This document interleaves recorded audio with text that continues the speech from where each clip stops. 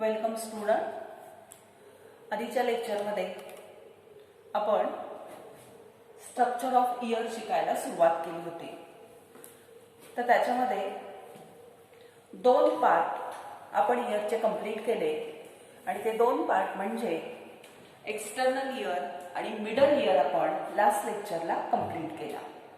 आता आजच्या लेक्चरला ह्या इयरचा जो तिसरा पार्ट आहे ज्याला आपण इनर इयर असं म्हणतो, तर हा इनर इयर आपण आज कंप्लीट करणार आहोत. ठीक आहे.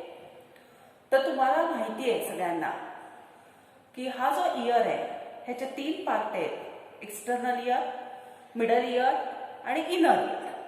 तर पैकी आपण एक्सटर्नल आणि मिडल इयर लास्ट लेक्चरला कंप्लीट केले. आत्ताच्या लेक्चरला आपण इनर इयर शिकायला सुरुवात करणार आहोत. ठीक आहे. So inner year means this portion. This portion is known as an inner ear, and such an inner ear is made up of 2 parts, and that are labyrinth and vestibular apparatus. So inner ear is made up of one labyrinth and second vestibular apparatus. So, labyrinth and vestibular apparatus, that are the parts of inner ear. So, what is a labyrinth? So, labyrinth is a fluid-filled structure, and in that fluid-filled structure, bony labyrinth and membranous labyrinth is present. In bony labyrinth, the perilymph is present, and in membranous labyrinth, the endolymph is present. And in that membranous labyrinth, the coiled structure, which we know as a cochlea, that is present. So, labyrinth means this whole structure, which is present inside the inner ear or in the inner ear. So labyrinth means what? Labyrinth means fluid-filled structure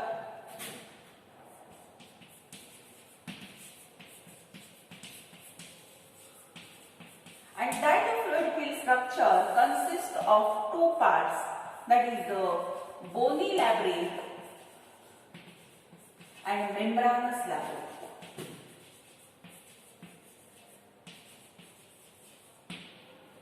In bony labyrinth, and this is a fluid-filled structure. In bony labyrinth, the fluid is present, and that fluid is known as a perilymph. And in membranous labyrinth, again fluid is present, and that fluid is known as a endolymph. Yes? And in that endolymph, such a coiled portion is present, and that coiled portion is known as a cochlea.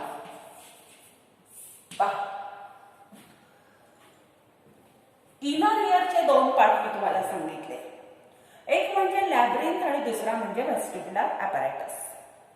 लॅब्रिंथ बद्दल बोलायला आपण सुरुवात केली आणि लॅब्रिंथ म्हणजे काय मी सांगितलं की इनर इयर मध्ये फ्लुइड फिट पूर्ण जे काही स्ट्रक्चर आहे त्या पूर्ण स्ट्रक्चरला आम्ही लॅब्रिंथ म्हणतो.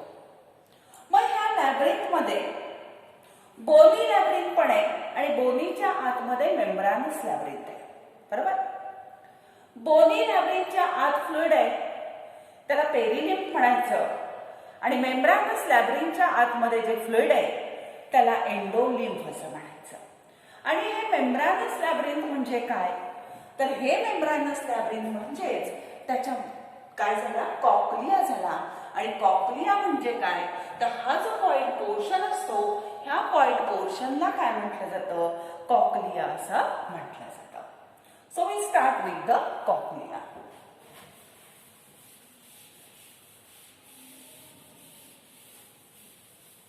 आता आपण त्याच्याला सुरुवात करणार आहोत कॉक्लियाला.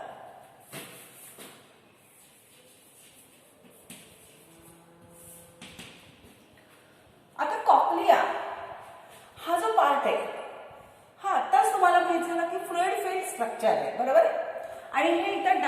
ह्याच्यामध्ये हे जे कॉइल्ड पोर्शन तुम्हाला हा सगळा दिसतोय, ह्या सगळ्या पोर्शनला काय म्हटलं जातं, तर त्याला आपण कॉक्लिया म्हणतो.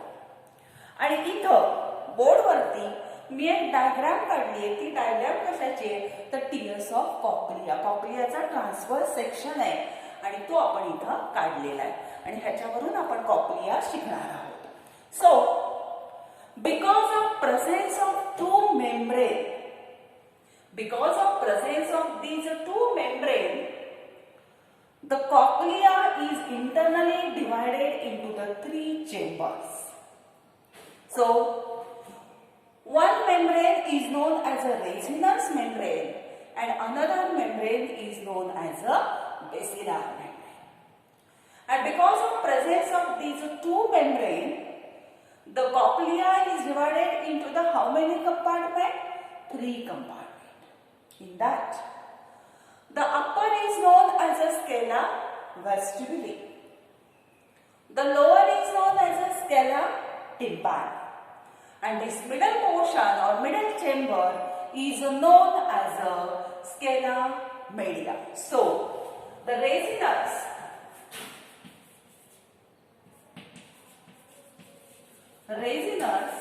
and basilar membrane divide that cochlea into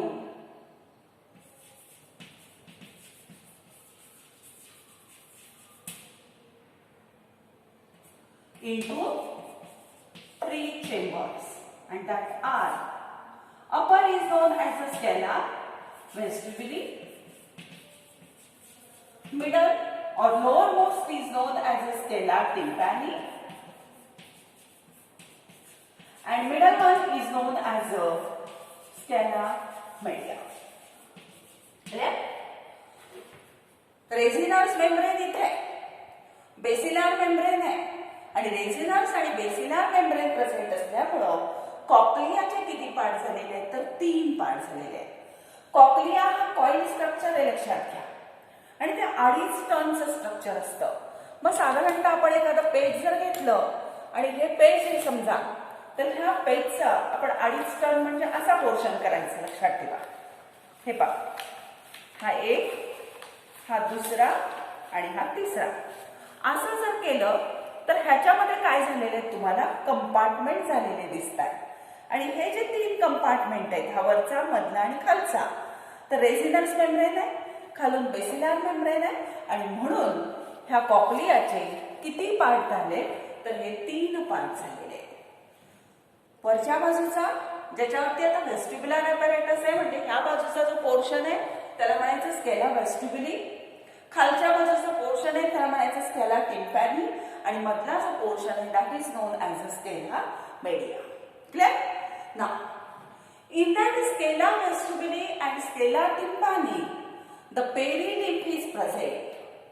सगळ्या चेंबर मध्ये लिक्विड आहे, पण स्केला वेस्टिब्युली आणि स्केला टिम्पॅनी मध्ये काय प्रेझेंट आहे, पेरिलिम्फ आहे.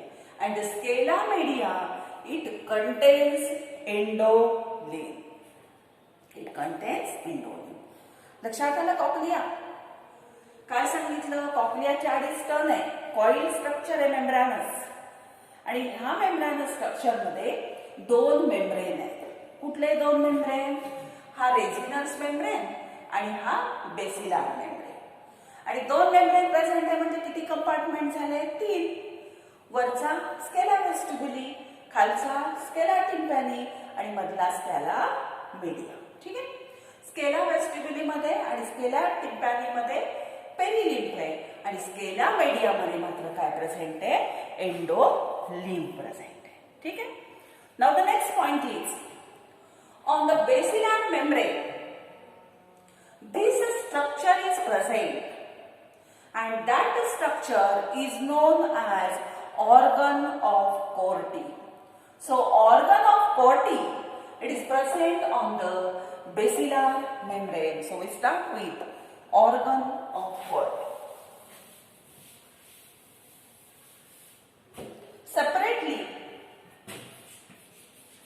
organ of Corti वरती तुम्हाला नोट विचारली जाते, right? Note on organ of Corti. Corti is a pea-sized structure which is present on the basilar membrane. That is present on the basilar membrane. And such a structure is made up of sensory cells. This structure or that structure is made up of sensory cells. That sensory cells, they have hair on their free end, so they are known as a hair cell also. Now, that hair cells are present in the rows. There are about 3 rows of hair cells, and in between that rows, the supporting cells, they are also present. And that hair cells have long stiff microvilli, and that long stiff microvilli is known as a stereocilia. Clear? And above the stereocilia, the jelly-like membrane is present, known as a tectorial membrane. लक्षात येत आहे का पहा तुमच्या organ of कॉर्टी is a pea-size present on basilar membrane. Such a structure is made up of sensory cells. That sensory cells shows the hairs on their free apical end. So they are also known as what? Hair cells. That hair cells are present in the rows. Clear? And that hair cells or that rows or in between that rows of hair cells, supporting cells are also present. Clear? Now, these hair cells that shows or have a long stiff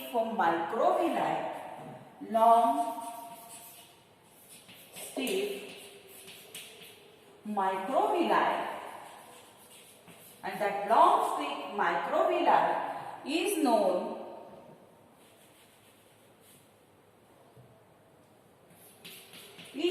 as a stereocilia. So this structure is known as a stereocilia. Clear? And above the stereocilia, this membrane is present, which is a jelly-like membrane, and that is known as a tectorial membrane. Tectorial membrane. Is it clear? लक्षात येते का पहा organ of कॉर्टी म्हणजे काय तर ह्या basilar membrane वरती जे स्ट्रक्चर तुम्हाला प्रेझेंट दिसतंय ह्या स्ट्रक्चरला आपण काय म्हणतो ऑर्गन ऑफ कॉर्टी असं म्हणतो. ऑर्गन ऑफ कॉर्टीचा आकार हा वाटाण्यासारखा आहे, पी शेप आहे असं आपण त्याला म्हणतो. आणि तो कुठे प्रेझेंट आहे तर फ्लोर ऑफ स्केला मीडियाला प्रेझेंट आहे म्हणा किंवा बेसिलर मेम्ब्रेन वरती प्रेझेंट आहे म्हणा. ठीक आहे. कशाने तयार झालेला आहे तर it is made up of sensory cells. ह्या सेन्सरी सेल्स आहेत आणि ह्या सेन्सरी सेलला त्याच्या फ्री एंडला अपार्कल एंडला त्याला काय प्रेझेंट आहेत हेअर्स प्रेझेंट आहेत म्हणून ह्याला सेन्सरी सेल पण म्हणतात किंवा त्याला हेअर सेल्स म्हणतात. आणि ह्या हेअर सेल्स अशा रोज मध्ये प्रेझेंट आहेत पहा. आणि हे जे हेअर सेलचे 3 साधारणतः रोज तिथे असतात आणि ह्या हेअर सेलच्या रोजच्या मध्ये पुन्हा दुसऱ्या सेल्स प्रेझेंट असतात. त्या सेल्सला आपण सपोर्टिंग सेल्स असं म्हणतो. आता ही जी हेअर सेल आहे ह्या हेअर सेलला असा एकच स्टिफ असणारा लॉंग असणारा मायक्रोव्हिलाय प्रेझेंट आहे आणि ही जी मायक्रोव्हिलाय ह्याला प्रेझेंट आहे त्याला आपण काय म्हणतो स्टेरिओसिलिया असं आपण त्याला म्हणतो. आणि हे जे स्टेरिओसिलिया आहे ह्या स्टेरिओसिलियाच्या वरती आणखीन एक मेम्ब्रेन प्रेझेंट असतो. त्या मेम्ब्रेनला आपण काय म्हणतो तो जेली लाईक मेम्ब्रेन असतो आणि त्या मेम्ब्रेनला आपण म्हणतो tectorial membrane. Clear? That is about the organ of कॉर्टी. ह्याच्यावरती सेपरेटली नोट विचारली जाते, तर ती तुम्हाला सांगता आली पाहिजे, लिहिता आली पाहिजे. अवघड त्याच्यामध्ये काहीही नाही. ठीक आहे? आता इथं आपण काय कंप्लीट केलं? आता आपण कंप्लीट केला कॉक्लिया. बरोबर आहे? कॉक्लियामध्ये काय काय पाहिलं तुम्ही? कॉक्लियामध्ये म्हणजे लॅब्रिन्थ कंप्लीट केला असं म्हणू आपण. लॅब्रिन्थमध्ये कॉक्लिया कंप्लीट केलं. कॉक्लियाचे हे 3 पार्ट कंप्लीट केले आणि कॉक्लिया शिकत असतानाच तुम्हाला ऑर्गन ऑफ कॉर्टी शिकावा लागला. का? तर बेसिलार मेम्ब्रेनवरती किंवा स्केला मीडियाच्या बेसला हा ऑर्गन ऑफ कॉर्टी प्रेझेंट आहे. आणि ऑर्गन ऑफ कॉर्टी म्हणजे वेगळं काही नसून ह्या बेसिलार मेम्ब्रेनवरती हेअर सेलचा किंवा सेन्सरी सेलचा काय आहे, रोजमध्ये त्या प्रेझेंट आहेत. सेपरेटेड त्यांच्यामध्ये सपोर्टिंग सेल्स सुद्धा प्रेझेंट आहेत, हेही त्याच्यामध्ये सांगावं लागेल. हेअर सेलच्या वरती पुन्हा टेक्टोरियल मेम्ब्रेन आहे, हे तुम्हाला तिथं सांगता येईल. आणि असा जे काही स्ट्रक्चर आहे, ह्या टोटल स्ट्रक्चरला आपण काय म्हणतो, तर त्याला आपण ऑर्गन ऑफ कॉर्टी म्हणतो. ह्याच्यामध्ये स्टेरिओसिलिया हा शब्द लक्षात ठेवा. स्टेरिओसिलिया म्हणजे काय, तर ही जी सेन्सरी सेल आहे, ह्या सेन्सरी सेलच्या किंवा हेअर सेलला जो काही लॉंग स्टिफ असणारा मायक्रोव्हिल आहे, तिला म्हटलं जातं स्टेरिओसिलिया. काय म्हटलं जातं तिला? स्टेरिओसिलिया.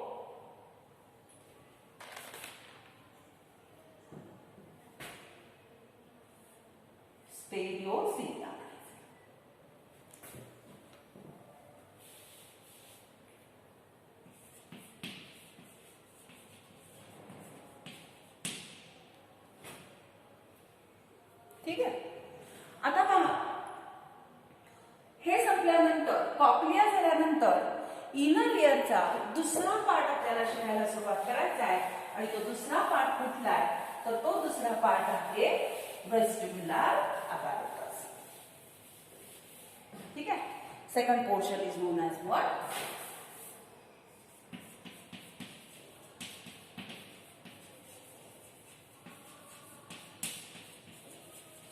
तुम्ही नीट लक्षात ठेवा, आपण इनर इयर शिकायला सुरुवात केलेली आहे. इनर इयर शिकत असताना आपण काय शिकतोय त्याच्यामध्ये, तर त्याच्यामध्ये पहिल्यांदा आपण इनर इयरचे 2 पार्ट आहेत असं मी तुम्हाला सांगितलं. त्या 2 पार्टमध्ये पहिला पार्ट मी सांगितला लॅब्रिन्थ आणि दुसरा पार्ट मी तुम्हाला सांगितला वेस्टिब्युलर ॲपॅरेटस. आणि लॅब्रिन्थ आपण त्यापैकी कंप्लीट केलं. आता आपण काय शिकायला सुरुवात करणार आहोत, तर vestibular apparatus. So vestibular apparatus means this structure which is present above the cochlea. So this structure which is present, this is the cochlea, and the structure which is present above the cochlea, that structure is known as a vestibular apparatus. Clear? That structure is known as what? Vestibular apparatus. Now, that vestibular apparatus is, again it is made up of 2 parts. One is known as the semicircular canal. One is known as what? Semicircular canal. And another one is known as the otolith organ.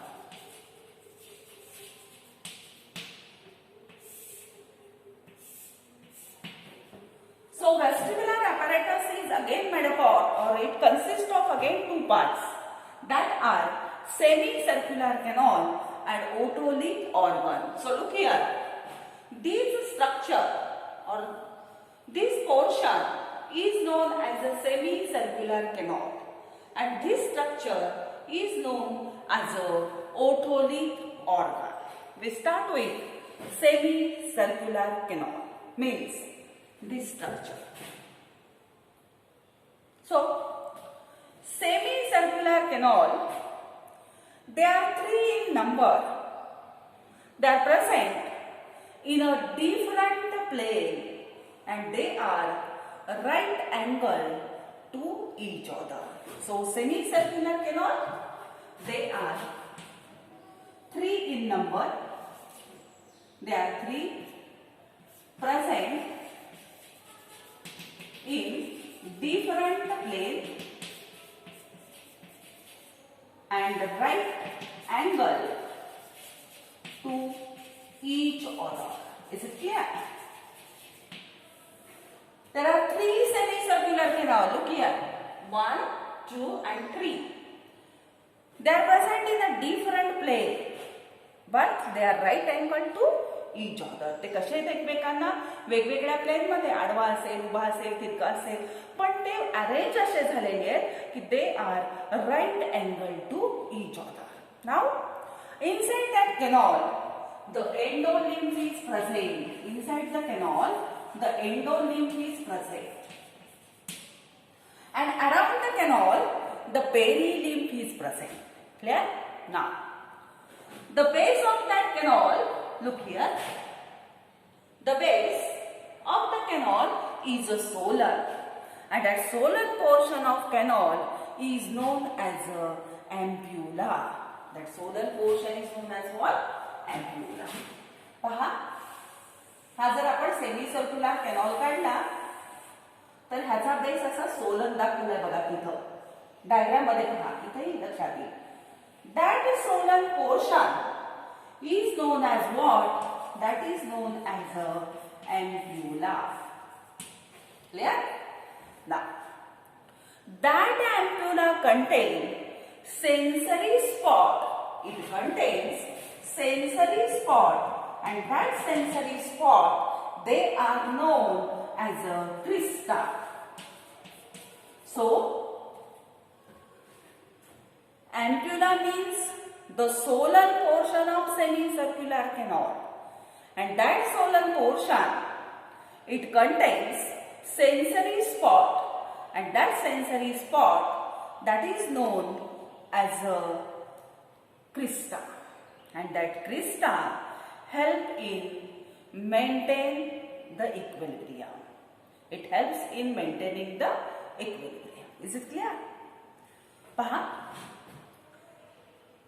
Vestibular apparatus आपण शिकतोय. Vestibular apparatus मध्ये semicircular canal आणि ओटोलिस organ असे 2 part आहेत. त्यातला semicircular canal शिकायला आपण सुरुवात केली. सेमीसर्क्युलर कॅनॉल बद्दल मी तुम्हाला सांगितलं की सेमीसर्क्युलर कॅनॉल हे 3 आहेत, 1 2 3. बरोबर? आता हे 3 अरेंज कसे झालेले आहेत कानामध्ये, तर डिफरंट प्लेन मध्ये ते अरेंज झालेत. वेगवेगळ्या प्लेन मध्ये ते अरेंज आहेत आणि राईट अँगलला आहेत. ते एकमेकांना कसे 90 डिग्री मध्ये राईट अँगलला आहेत. ते त्याच्या आतमध्ये, ह्या कॅनॉलच्या आतमध्ये जे फ्लुइड प्रेझेंट आहे ते एंडोलिम्फ आहे. बरोबर? हा कॅनॉलचा बेस जो आहे तो सोलन झालेला आहे, आणि हा सोलन किंवा फुगीड बेस आहे त्याला आपण एम्प्युला असं म्हणतो. आणि ह्या एम्प्युलामध्ये सेन्सरी स्पॉट्स प्रेझेंट असतात, आणि हे जे सेन्सरी स्पॉट त्याच्यामध्ये प्रेझेंट आहेत, ह्या सेन्सरी स्पॉटला आपण काय म्हणतो, तर that is non as a Crysta. ठीक आहे? हे एक त्याच्यामध्ये लक्षात ठेवा. क्रिस्टा म्हणजे काय, तर हे सेन्सरी रिसेप्टॉर्स आहेत. लक्षात ठेवा, ते सेन्सरी स्पॉट आहेत की जे कुठे प्रेझेंट आहेत, तर ते एम्प्युलामध्ये प्रेझेंट आहेत. ठीक आहे? हे कशाबद्दल झालं, हे सेमीसर्क्युलर कॅनॉल बद्दल झालं. आता आपल्याला पुढचा पार्ट शिकायचा आहे, आणि तो पुढचा पोर्शन कुठला आहे, तर तो आहे ओटोलिथ ऑर्गन. पहा, पुढचा पोर्शन कुठला शिकायचा आपल्याला, otolith organ.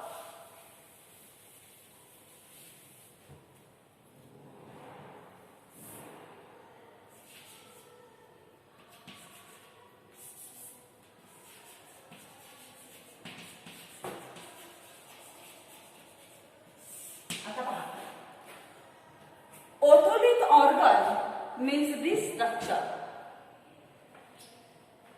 This structure is known as a otolith organ. This structure.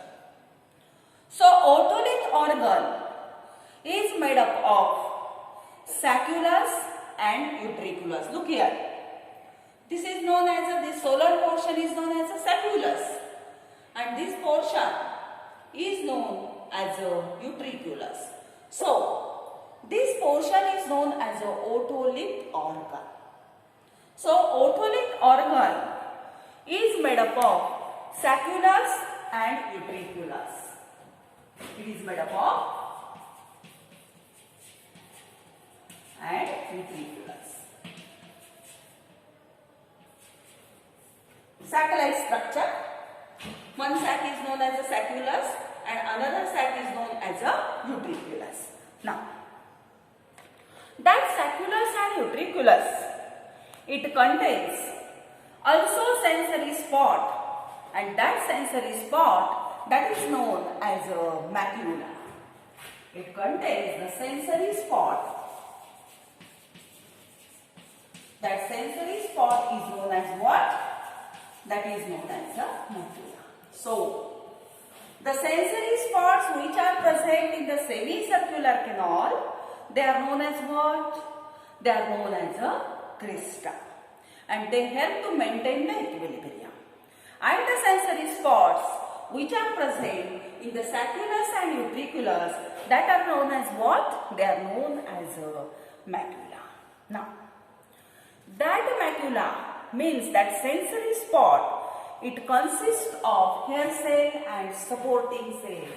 Macula or that sensory spot, it consists of sensory cells and supporting cells.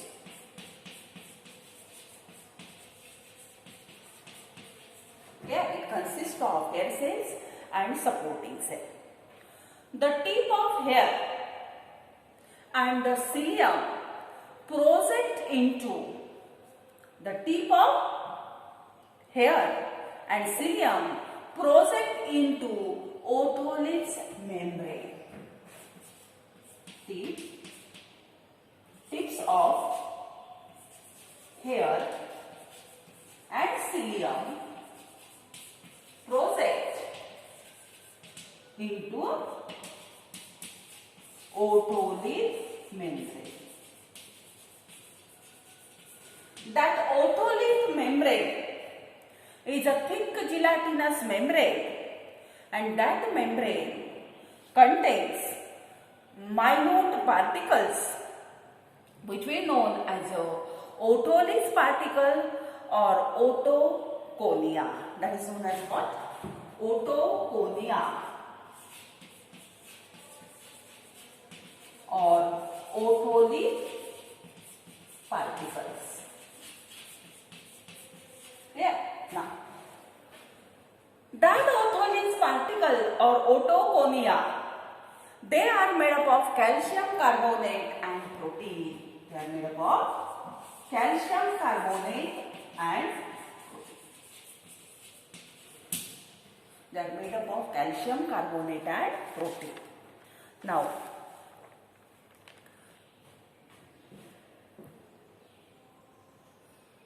आपण ओठोलिथ ऑर्गन बद्दल बोलायला सुरुवात केली, बरोबर आहे. ओठोलिथ ऑर्गन म्हणजे व्हेस्टिब्युलर ॲपॅरेटसचाच एक पार्ट आहे. ओठोलिथ ऑर्गन म्हणजे काय, तर तिथं मी तुम्हाला सांगितलं की ओठोलिथ ऑर्गन हा दोन सॅकनी तयार झालेला ऑर्गन आहे. त्यातला एक सॅक आहे त्याला आपण म्हणतो सॅक्युलस आणि दुसरा सॅक आहे त्याला आपण म्हणतो युट्रिक्युलस. मग ह्या सॅक्युलस आणि युट्रिक्युलस मध्ये काय आहे, तर सेन्सरी स्पॉट प्रेझेंट आहे आणि त्या सेन्सरी स्पॉटला आपण काय म्हणतो, तर त्याला आपण मॅक्युला असं म्हणतो, बरोबर. मग मॅक्युला म्हणजे नक्की काय आहे किंवा सेन्सरी स्पॉट म्हणजे नक्की काय आहे, तर त्याच्यामध्ये कोण आहे, तर सेन्सरी सेल्स आहेत आणि त्याच्यामध्ये सपोर्टिंग सेल्स प्रेझेंट आहेत, बरोबर. आता ह्या ज्या सेन्सरी सेल्स आहेत, ह्याचा जो टिप ऑफ हेअर आणि सिलियम असतो, त्याच्यापासून निघालेला जो सिलियम असतो, दॅट प्रोसेस इनटू द. आता ह्या एक लक्षात येते का बघा, समजा आता इथं लक्ष द्या की समजा हा एक सॅक आपण इथं काढला, बरोबर. ह्याच्यामध्ये सेन्सरी सेल्स आहेत, बरोबर. ह्या सेन्सरी सेल्स पासून जो काही सिलियम निघतो तर तो कुठे प्रोजेक्ट होतो, that project into the otolith membrane. त्या मेम्ब्रेनमध्ये तो जातो, बरोबर आहे की नाही. आणि हा जो मेम्ब्रेन आहे, हा मेम्ब्रेन कसा आहे तर जेली लाईक मेम्ब्रेन आहे, त्याला आपण ओथोलिथ मेम्ब्रेन म्हणतो. आणि ह्या मेम्ब्रेनमध्ये कशाचं सिक्रेशन आहे किंवा मेम्ब्रेनमध्ये काय आहे तर मायन्यूट असे पार्टिकल्स आहेत. आणि हे जे मायन्यूट पार्टिकल्स आहेत त्याला आपण ओथोलिथ पार्टिकल्स तरी म्हणतो, किंवा त्याला आणखीन एक शब्द पुस्तकात वापरलाय, दॅट इज नोन ॲज ओटोकोनिया. आणि हे ओटोकोनिया कशापासून तयार झालेले आहेत तर त्याच्यामध्ये कॅल्शियम कार्बोनेट आहे, प्लस त्याच्यामध्ये काय आहे तर प्रोटीननी ते तयार झालेले आहे. That is about the otolith organ. बघा मी पुन्हा एकदा तुम्हाला रिपीट करतेय की काय काय आपण पाहतोय. तर आपण इनर इयरला सुरुवात केली होती. इनर इयरचे 2 पार्ट आपण पाहिले, ज्याला तुम्ही लॅब्रिंथ आणि काय म्हणाला तो लॅब्रिंथ आणि वेस्टिब्युलर ॲपॅरेटस म्हटला. मग लॅब्रिंथ आपण कंप्लीट करताना लॅब्रिंथ मध्ये कोण होतं तर कॉक्लिया शिकलो, बरोबर. कॉक्लियामध्ये ऑर्गन ऑफ कॉर्टी पण तुम्ही शिकला, बरोबर. आणि ऑर्गन ऑफ कॉर्टीचं मला वाटतं माझ्या हातून फंक्शन तुम्हाला सांगायचं राहिलं तेही आता सांगते. ऑर्गन ऑफ कॉर्टी जो असतो तो काय काम करतो तर तो ट्रान्सड्युसरचं काम करतो, लक्षात घ्या. आणि जे काही साऊंड व्हायब्रेशन त्याला मिळत आहेत, ह्या साऊंड व्हायब्रेशनचं कन्व्हर्जन तो नर्व इम्पल्स मध्ये करतो. So organ of Corti it acts as a transducer and convert the sound vibration into the nerve impulse. लक्षात येत आहे. हा ऑर्गन ऑफ कॉर्टी आहे. ज्या काही साऊंड इम्पल्स येतात, साऊंड व्हायब्रेशन येतात, त्या व्हायब्रेशन पासून काय तयार करायची नर्व इम्पल्स. आणि ह्याच्यापासून पुन्हा नर्व निघते बघा. ही नर्व काय करते ती नर्व इम्पल्स ब्रेनला घेऊन जात असते. हे लक्षात ठेवा, हे महत्वाचे. ऑर्गन ऑफ कॉर्टी सांगताना माझ्या हातून हे तुम्हाला सांगायचं राहिलं की ऑर्गन ऑफ कॉर्टीचं फंक्शन काय आहे तर it act as a transducer. means it convert the sound vibration into the nerve impulse. आणि ऑडिटरी त्याच्यापासून निघते, इथून ही काय होते अशी नर्व निघते आणि ती कुठे जाते तुमच्या ब्रेनला जाते. ठीक आहे. मग पहा, अशा पद्धतीने आपण कॉक्लिया आणि ऑर्गन ऑफ कॉर्टी तिथं कंप्लीट केलं. पुढे आपण वेस्टिब्युलर ॲपॅरेटस कडे गेलो. वेस्टिब्युलर ॲपॅरेटस मध्ये ती 2 पार्ट पुन्हा मी तुम्हाला सांगितले. कुठले 2 पार्ट तर सेमी सर्क्युलर केनॉल आणि दुसरा पोर्शन मी तुम्हाला सांगितला तो म्हणजे ओथोलिथ ऑर्गन. सेमी सर्क्युलर केनॉलची माहिती सोपी आहे. काय सांगितली की सेमी सर्क्युलर केनॉल 3 असतात, बरोबर आहे की नाही. त्याच्यानंतर हे वेगवेगळ्या प्लेन मध्ये अरेंज झालेले असतात, मात्र एकमेकाला राईट अँगल असतात. त्याच्यामध्ये एंडोलिम्फ असतं आणि त्याच्या भोवती मात्र पेरिलिम्फ असतं. त्याचा हा सोलन पोर्शन जो तुम्हाला दिसतोय, ह्या सोलन पोर्शनला आपण अँप्युला असं म्हणतो आणि अँप्युला किंवा अँप्युलारिस म्हणतात त्याला. आणि ह्या सोलन पोर्शन मध्ये काय प्रेझेंट आहे तर ह्या सोलन पोर्शन मध्ये लक्षात ठेवा सेन्सरी स्पॉट्स आहेत, प्रोजेक्टिंग रिजन्स प्रेझेंट आहे आणि त्याला आपण काय म्हणतो क्रिस्टा असं म्हणतो. आणि ह्याच्या मधल्या क्रिस्टाचं काम काय आहे तर they help in maintaining the equilibrium. ठीक आहे. त्याच्यानंतर आपण ओथोलिथ ऑर्गन कडे गेलो. ओथोलिथ ऑर्गन मध्ये आपण काय शिकलो की ओथोलिथ ऑर्गन म्हणजे काय तर सॅक्युलस आणि युट्रिक्युलस पासून तयार झालेला एक ऑर्गन आहे आणि ह्याच्यामध्ये सुद्धा सेन्सरी स्पॉट्स आहेत. त्या सेन्सरी स्पॉटला आपण मॅक्युला म्हटलो.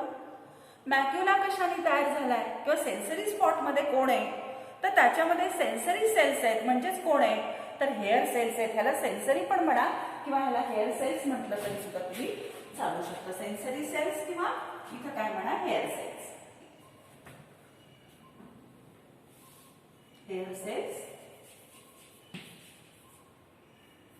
किंवा सेन्सरी सेल्स आहेत. आणि मग ह्या ज्या हेअर सेल्स किंवा सेन्सरी सेल्स आहेत त्याच्यामध्ये त्याच्या ज्या टिप्स असतात हेअर्स आणि सिलियम हे त्याच्यापासून निघतं आणि कशात प्रोजेक्ट झालेले आहे ते ओथोलिथच्या मेम्ब्रेन मध्ये. आणि हा जो ओथोलिथ मेम्ब्रेन आहे तो कसा आहे तो अतिशय थिक असणारा मेम्ब्रेन आहे, जिलॅटिन सारखा असणारा हा मेम्ब्रेन आहे. आणि ह्या मेम्ब्रेन मध्ये काय प्रेझेंट आहे तर ह्या मेम्ब्रेन मध्ये मायन्यूट पार्टिकल्स प्रेझेंट असतात की ज्या पार्टिकलचं नाव लक्षात ठेवा त्याला आपण ओटोकोनिया असं म्हणतो आणि किंवा ओटोलिस पार्टिकल्स म्हणतात. आणि हे कशापासून तयार झाले तर कॅल्शियम कार्बोनेट आणि प्रोटीन पासून ते तयार झालेले आहेत. मग आता एक तुमच्या लक्षात आलं असेल, अँप्युला मध्ये प्रेझेंट असणारा क्रिस्टा हा सुद्धा सेन्सरी स्पॉट आहे. ओठोलिक ऑर्गन मध्ये प्रेझेंट असणारा मॅक्युला सुद्धा सेन्सरी स्पॉट आहे. म्हणजे क्रिस्टा आणि मॅक्युला हे व्हेस्टिब्युलर ॲपॅरेटसचे काय झाले, रिसेप्टर्स झाले. ठीक आहे. मग पाहता, so the macula and crista they are sensitive to position of head with respect to gravity.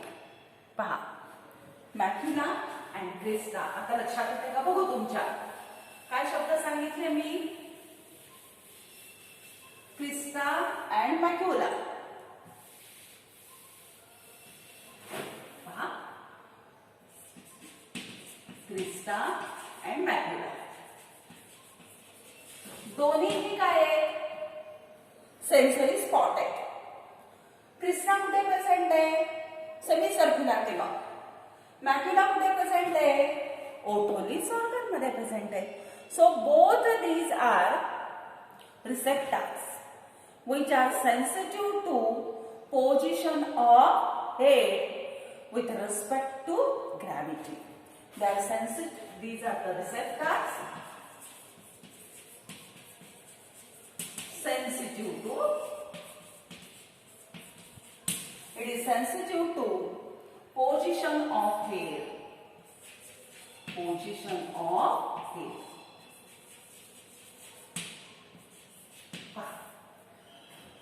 आपण हेड रिजन इकडे करतो, ह्या साईडला करतो, पाठीमागे करतो, पुढे करतो. मग त्यावेळेला हे सेन्सिटिव्ह होतात रिसेप्टर. बरोबर आहे की नाही.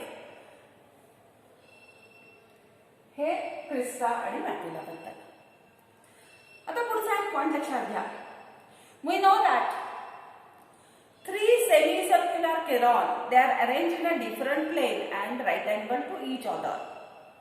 Means they are arranged in such a way that the movement in any plane can be detected by these cells, and so they balance and posture our body. Balancing and posture of our body is maintained. लक्षात येते का पहा तुमच्या.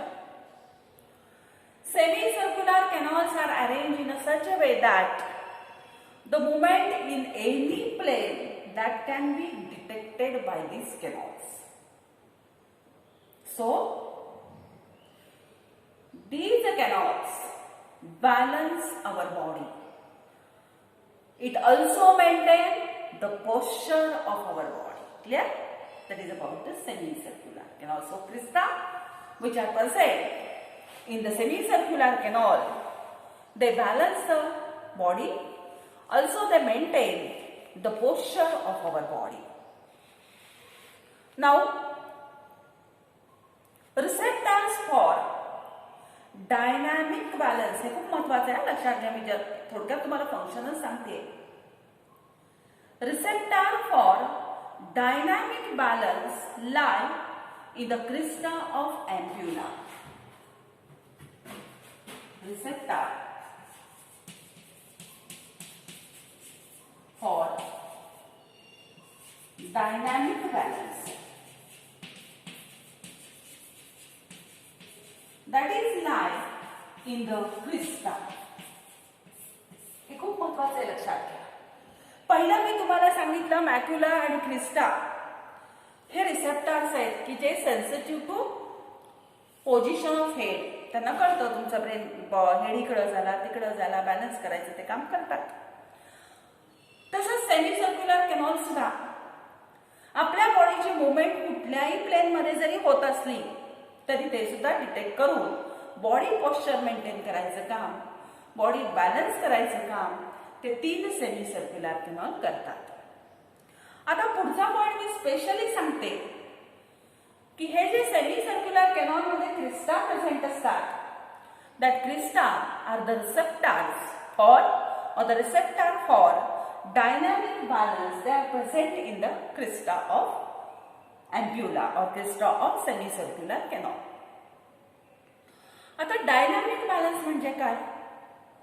आपण ज्या वेळेला पळत असतो, बरोबर, आपण ज्या वेळेला ह्या साईडला झुकत असतो, चालत असतो, फिरत असतो, त्यावेळेला आपले काय मोशन आहे, बरोबर आहे.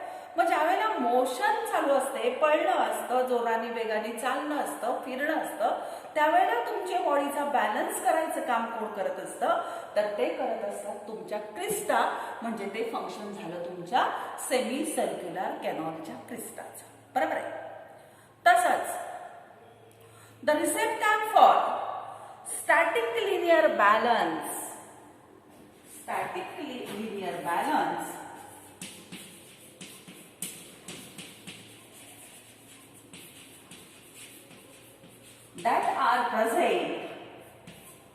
that are present in the macula. Macula कुठे आहे? ओटोलिथ ऑर्गन मध्ये.